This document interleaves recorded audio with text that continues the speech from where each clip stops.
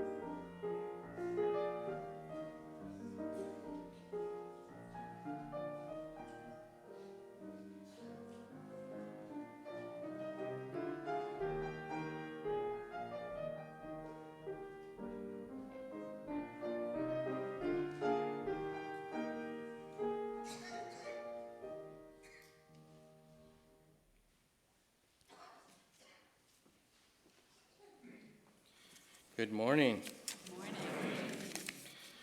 We'll have a longer introduction in a few moments, but for the moment, I would just like to welcome our special guest speaker, the Reverend Mary Catherine Mourn, and she is here with her colleague from the UU Service Committee, Kate Friedman. And if you want more information about it, there's a whole table out there.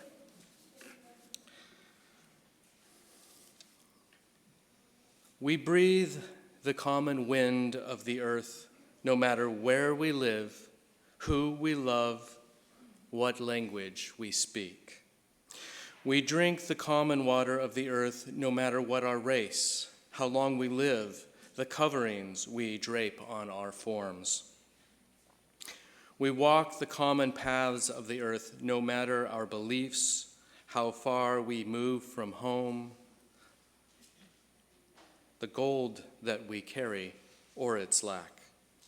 May we live from these truths, our hearts open to the holiness all around us, and our hands turned always toward the common good. Those words were by the Reverend Kathleen McTeague, the common good. I'm going to invite up Ivy to light our chalice. May this light we kindle be for us a beacon of our common humanity and the call to work for the common good.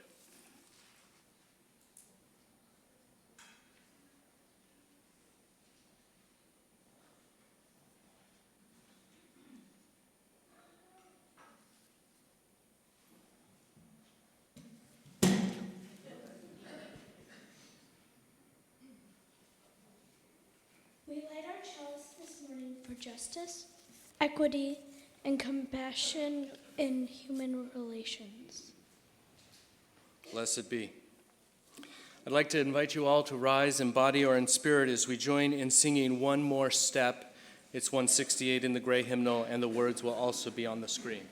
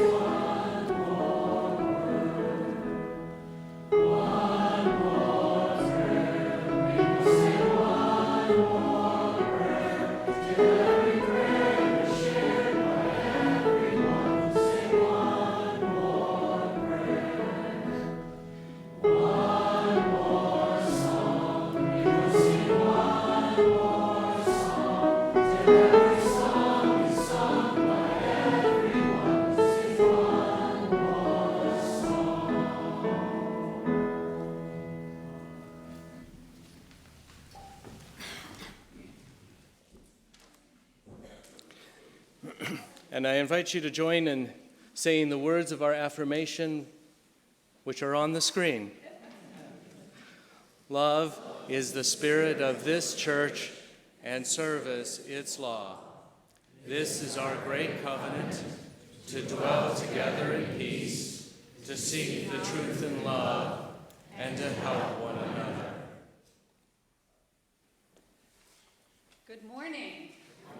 I'm so happy to be with all of you this morning and to have this chance to share a story, one of my favorite stories, and I'd like to invite any young people, especially some helpers I have, to come forward and share in telling the story. Are there others who might help?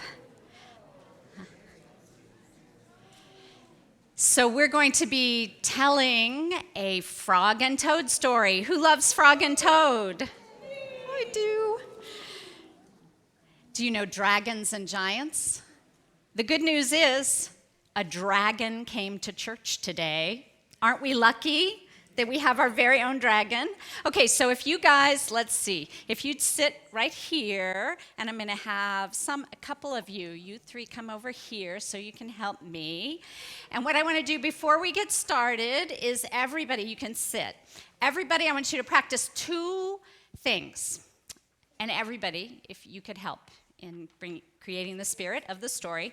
One is, what does it look like to be afraid? Can you give me your best scared look? Let me see. That's a good one. Anybody? Who's got a good afraid look? Oh, I like that. That's very good. Very good afraid looks. What? Okay, now this one's a little bit harder. Would you give me your brave look? You look very brave. Okay, thank you. Now we may call on, I will be calling on you to help with the story with those looks. So I'm going to ask Frog and Toad to stand up here and help me out by acting out the story as we go. Are you ready? Frog and Toad were reading a book together.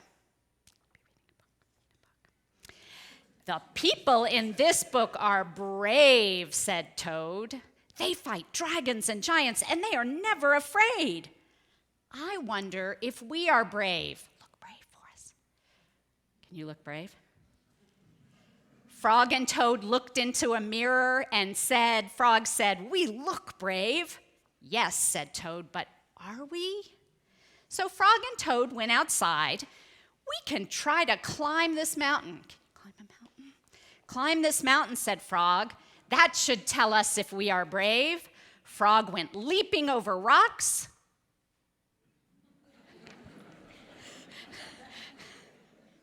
Sorry, I lost my place.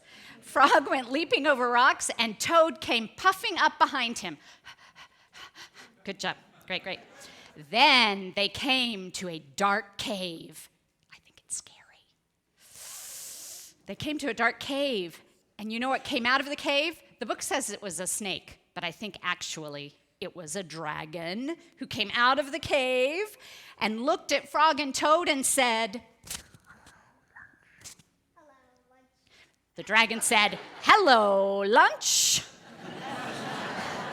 Okay, sit back down. And he opened his wide mouth. Frog and Toad jumped away. Toad was shaking. I am not afraid, he cried.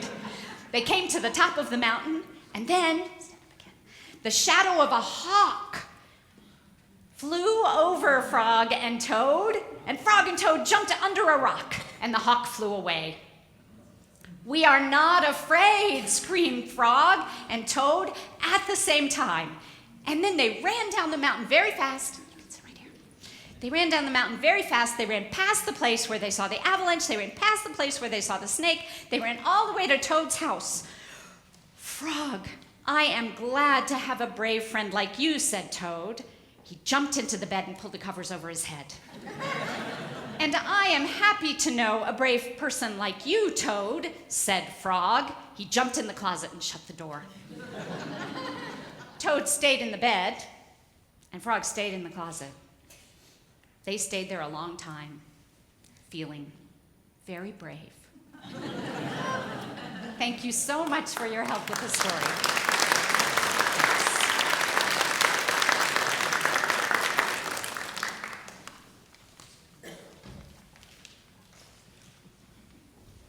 She's going to play the song once through, and then the children are invited to join us as we sing it once, and then the children will be going out to classes the second time.